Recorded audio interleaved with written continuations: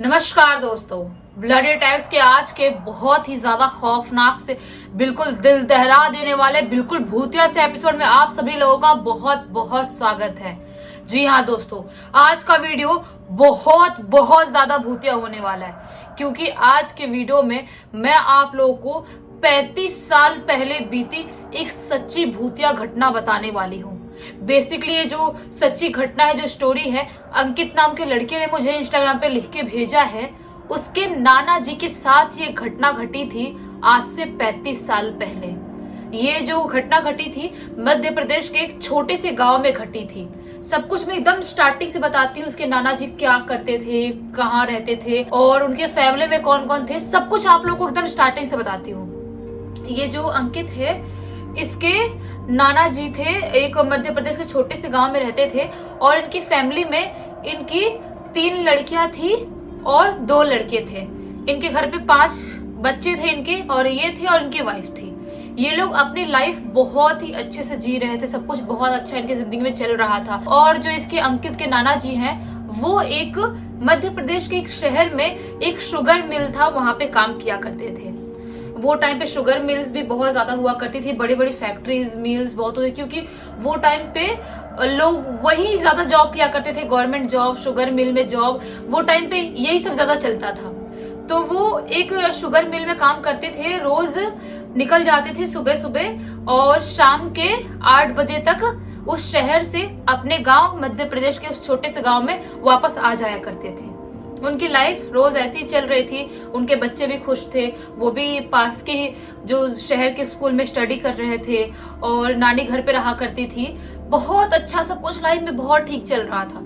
लेकिन इनके गांव के, जिस गांव में अंकित के नाना जी रहते थे, उसके बाजू वाले गांव में कुछ ना कुछ भूतिया एक्टिविटी होती रहती थी।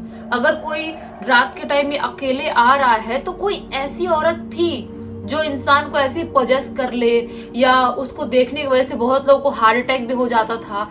ऐसा कुछ उस बाजू वाले गांव में चलता रहता था। लेकिन जो नाना जी थे तो वो बिल्कुल भी विश्वास नहीं करते थे भूत प्रेत ये सब चीजों पे, क्योंकि वो पढ़े लिखे थे और उनको ऐसा लगता था कि शायद ऐसी चीजें कुछ होती नहीं है, जबकि होती है चीजें, लेकिन सबके अपने अपने मानने का होता है। बहुत लोग मानते हैं भूत प्रेत होते हैं, बहुत लोग मानते नहीं होते हैं, तो अपने मानने का है। वैसे नाना जी भी नहीं मानते थे। वो रोज अपने जॉब के लिए जाया करते थे। उनके ना 2 और दोस्त थे जो वहीं के पास के ही गांव के रहने वाले थे, और वो तीनों साथ में जाया करते थे, साथ में आया करते थे। वो दोनों ना नाना जी के बहुत बड़े, मतलब बोलते ना, एकदम बेस्ट फ्रेंड थे, एकदम जिगरी यार थे। मतलब जहां भी जाएंगे नाना जी, वो दोनों उनके साथ में जाएंगे ही जाएंगे, ऐसा वाला सीन था। तो इनकी लाइफ में सब कुछ बहुत अच्छा खासा चल रहा था। रोज जॉब जाते थे, रोज घर आते थे, अपना सब कुछ टाइम स्पेंड करते थे। संडे के दिन की छुट्टी रहती थी, तो ऐसा ही रोज चल रहा था। लेकिन एक दिन नाना जी डिसाइड करते हैं अपने उन दोनों दोस्तों के साथ कि आज ना अपन सैटरडे का दिन है, कोई मूवी देखने चलते हैं। संडे को वैसे भी छुट्टी है और रात में अगर लेट हो भी गया तो क्या हो जाएगा, संडे को तो घर पे जाकर सोना ही है। अपन कोई मस्त वाली मूवी लगी थी वो टाइम पे, उस जमाने में जो मूवी लगती थी वो लगी हुई थी, वो वाली मूवी देखने चलते हैं। लेकिन आप लोगों को, बहुत लोगों को पता भी नहीं होगा, जो आजकल जनरेशन के लोग होंगे, उस जमाने में 35-40 साल पहले जो मूवीज होती थी ना, जो थिएटर में जाके देखने का क्रेज बहुत बहुत ज्यादा था। वो टाइम पे लोग अगर मूवी थिएटर जा पा रहे मूवी देखने के लिए तो बहुत खुश होते थे, और खुशी की बात होती थी, क्योंकि सब लोग ऐसे इजीली नहीं जा पाते थे जिनके पास उतना बजट होता था। और वो टाइम पे टिकट की जो लाइन होती थी वो भी बहुत लंबी लंबी होती थी। कोई धर्मेंद्र जी की या अमिताभ बच्चन जी की या कोई भी बड़े स्टार की कोई बड़ी मूवी लग जाए तो लोगों की बड़ी बड़ी लाइन रहती थी, टिकट भी जल्दी नहीं मिलता था, वैसा वाला सीन था। तो जो नाना जी थे, उनके दोस्त दोनों लोग सोचते हैं, वो लोग प्लानिंग करते हैं कि आज अपन जब भी मील से छूटेंगे 6 बजे 7 बजे, जितने भी टाइम पे, अपन फटाक से, वो जो शहर में काम करते थे ना मील में, वहीं पे थिएटर था, तो उधर अपन फटाक चलेंगे। और लाइन तो रहेगी लंबी, क्योंकि कोई बहुत बड़े एक्टर की मूवी लगी हुई थी, तो लाइन तो रहेगी। अपन फटाक से लाइन में लग जाएंगे और मूवी देखेंगे, और मूवी देख के फिर अपन लेट जाएंगे घर पे, मस्त पार्टी वार्टी करके आराम से जाएंगे। दोस्त लोग बोलते हैं हाँ हाँ ठीक है, बिल्कुल ऐसे ही करेंगे। दोस्त लोग भी बहुत ज्यादा एक्साइटेड हो जाते हैं। ये लोग ठीक ऐसा ही करते हैं। छुट्टी होने के बाद मूवी थिएटर की लाइन में लगते हैं, मूवी देखने जाते हैं और मूवी बहुत ही ज्यादा मजा आता है इनको देख के, बहुत इंजॉय करते हैं, इतना इंजॉय करते हैं इनको बहुत ही मजा आ जाता है। ये लोग सोचते हैं अब बारी आई अपने पार्टी करने की, मतलब पार्टी वाला, कि वो लोग सोचते हैं कि हम थोड़ा ड्रिंक व्रिंक कर लेते हैं, वैसे भी संडे है, संडे के दिन सो लेंगे, क्या करना ही क्या है, संडे को कुछ कहीं जाना वाना तो नहीं है अपन को। एक काम करते हैं, अपन चलते हैं, थोड़ा थोड़ा 1-2 पैग मार लेंगे और उसके बाद घर जाएंगे। जो दोस्त लोग थे वो लोग भी खुश हो जाते, रेडी हो जाते थे, उनको तो मौका चाहिए था। जो दोस्त लोग थे उनको तो पार्टी करने में और पैग वैग मारने में बहुत मजा आता था, तो वो लोग बोलते हाँ हाँ भाई सही बोल रहा है, चल अपन चलते हैं और मस्त करते हैं और करके फिर घर निकलेंगे। ये लोग ऐसा ही करते हैं। एक छोटा सा जो भी रहता है ना ड्रिंक करने का, वो बना हुआ था, वहां पे जाते हैं और 2-2 पैग 3-3 पैग जितना होता है ओवर ही मार लेते हैं, 2-3 पैग से ज्यादा ही मार लेते हैं। और उसके बाद इनका टाइम आता है घर निकलने का, और पता है लेट हो जाते हैं ये सब कुछ करने में, मूवी देखने में और वहां पे पैग वैग मारने में, सब कुछ करने में बहुत ज्यादा लेट हो जाता है इनको। आई थिंक 12:45 या 1 करीब हो जाता है ये सब कुछ करते करते।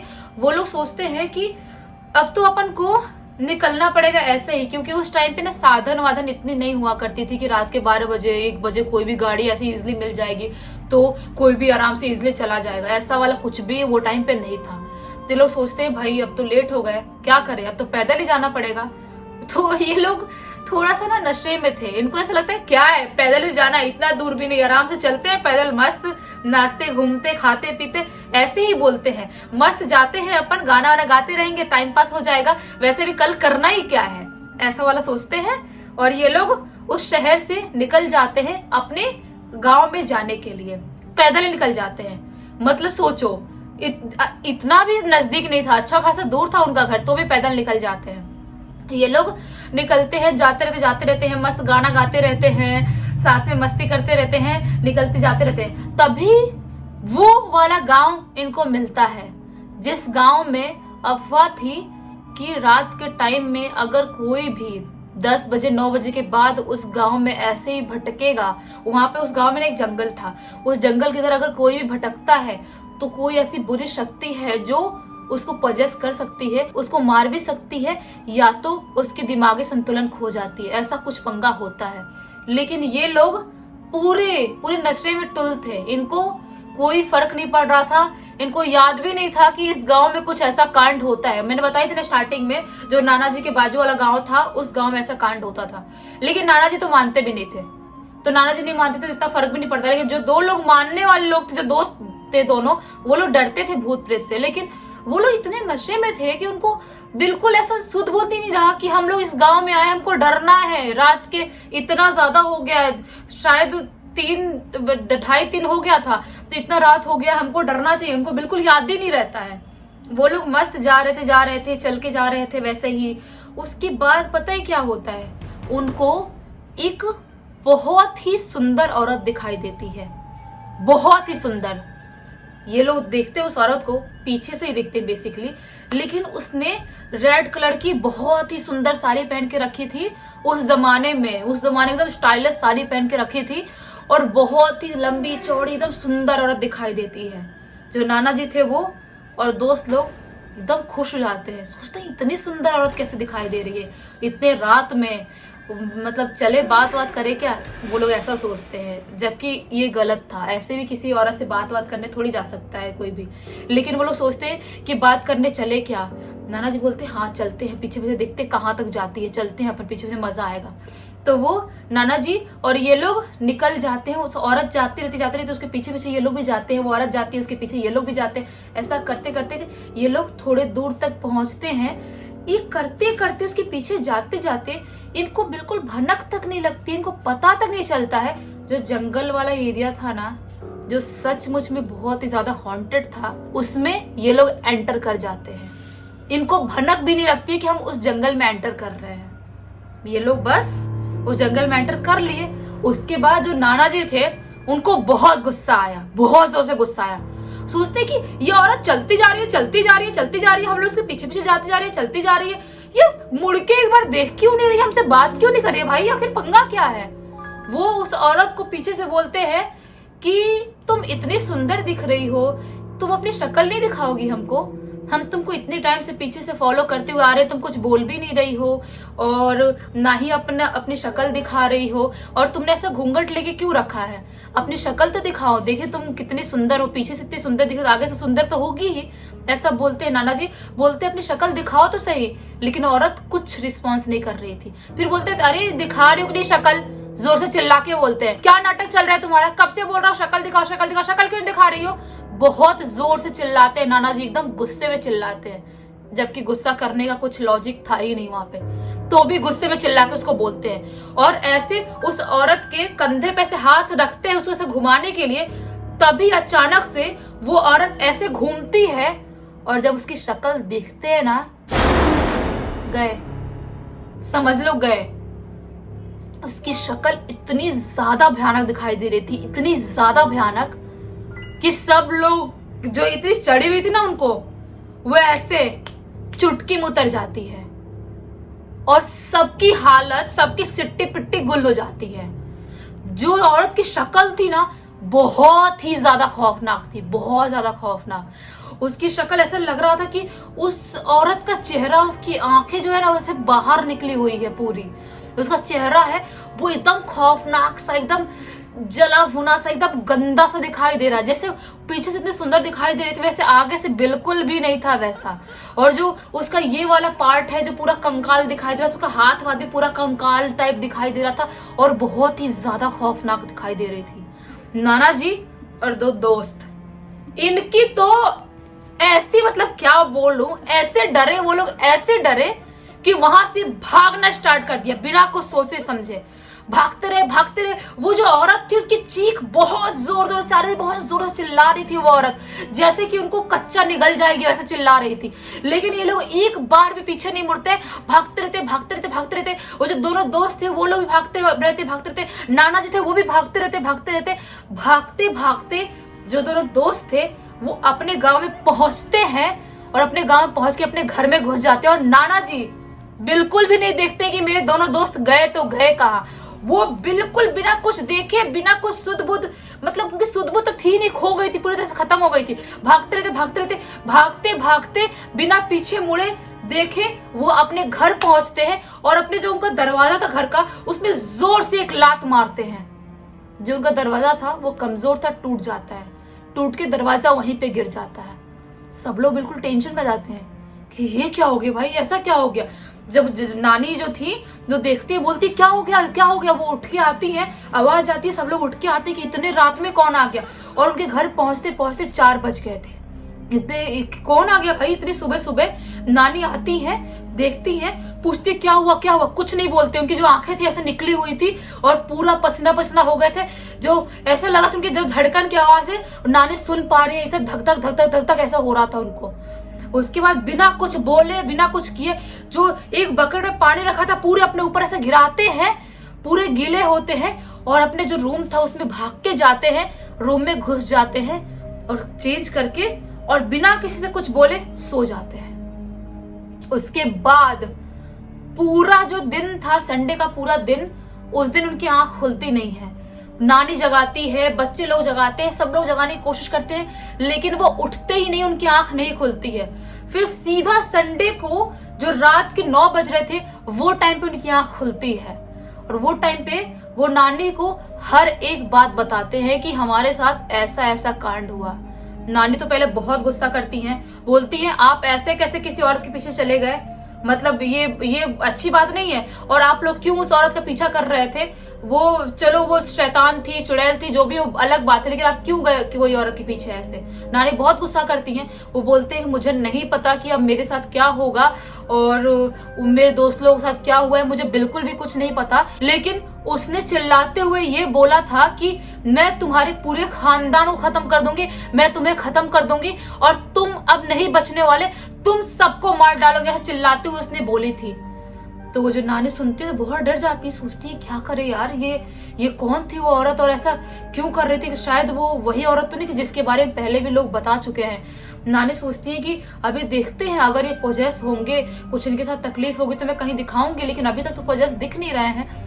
जो नानी थी उनके दोनों दोस्तों के बारे में पता लगाती है, वो लोग भी पजेस नहीं थे, नाना जी भी पजेस नहीं थे। ये सोचती है कि चलो ठीक है, भगवान का लाख लाख शुक्र है कि पोजेस नहीं हुए, उसने इनका कुछ नहीं बिगाड़ी, सिर्फ धमकी ही दी थी। लेकिन ऐसा बिल्कुल भी नहीं है, उसने सिर्फ धमकी नहीं दी थी। जो नाना जी थे ना, मंडे के दिन के बाद से अजीबोगरीब हरकतें करना स्टार्ट कर दी है।